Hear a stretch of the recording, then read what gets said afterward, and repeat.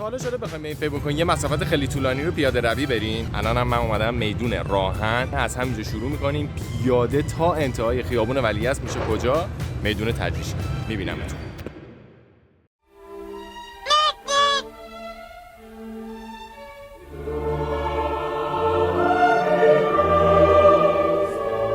خب ما الان از میدون راهن تا میدون منیریه رو اومدیم با هم دیگه. خب الان از منیریه رو تا آتشه یا همون چهارراه ولیعصر رو اومدیم با هم دیگه. تقریبا نمیدونم، فکر می‌کنم حدود یه ساعتی زمان برد. من یه چیزی رو نگاه می‌کردم از جایی که اومدم تا الان، چون خیلی زیاد بود و خیلی هم سخت بود. تمام اینجا رو می‌بینید کامل مشخصه خیس شده. جای کولمه، کوله رو که انداختم رو دوشم.